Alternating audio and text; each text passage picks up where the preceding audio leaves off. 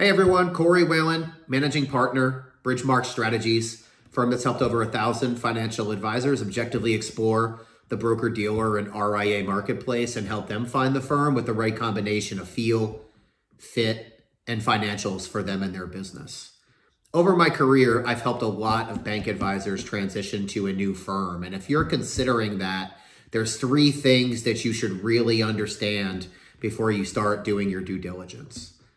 The first thing to understand is your firm under the protocol agreement, or do you have restrictive covenants like a non-compete or a garden leave inside of your contract? If you're under the protocol agreement, you're in luck. You have a lot more flexibility in the data you could bring, such as name, address, phone number, email address, account type, and you also don't really have any limitations on soliciting your clients to come over to your new firm. If you have any restrictive covenants inside of your contract, things are a lot more restrictive for you. So if you have any questions on that, we can take a look at your rep agreement, or we could send it to a financial services attorney.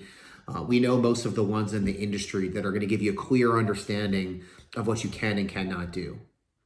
The second thing to understand is some firms are going to have your back more than others in a transition. 90% of firms out there in the industry, if you make a move from a bank to another firm and you have restrictive covenants in your contract and that firm comes after you legally, it's 100% up to you. You have to hire your own attorney to represent you, and you're responsible for all the legal damages that come out of that.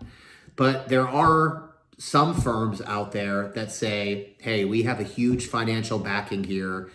We want you to be tunnel focused on bringing over your clients. And as long as you follow your rules of your contract and your transition, if your old firm decides to come after you, we're going to financially back you 100%, and we'll even pay the financial damages. So most firms won't, but some firms will financially back you in a transition from a legal standpoint. And we can help align you with those firms. And the third thing to understand is many firms treat bank advisors differently than other advisors coming from a wirehouse or an independent broker-dealer from an offer standpoint. So 80% of broker-dealers out there are going to penalize you for being part of a bank program and transitioning to another firm. Along the way, a bank financial advisor has probably made a really big promise of the amount of assets that they could bring, and they fell short of those expectations with these broker dealers. And 80+% of the broker dealers out there are gonna cut your upfront offer in half and put a significant amount on the back end, which basically says, listen, once you bring the assets over, we'll pay you then your sign-on bonus, but we're not gonna pay you upfront and take on that risk. That being said, there's still quite a few firms out there that, regardless of you coming from a bank organization or not, will pay you full boat. So I was working with a bank financial advisor the other day, $2 million in production, all fee-based, and we were finding it really, really hard to find more than a 30% of trailing 12 revenue offer for this financial advisor, even though he had amazing relationships with his clients. He knew he was going to bring his practice.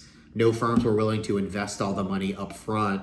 But then finally, after searching, we found a few that gave him north of 100% of trailing 12 production to move to the independent channel. So all of these firms are different in terms of the tools, the capabilities, the economics that they're going to offer. And we can really help you not waste time and focus on the ones that are going to give you the best economics possible.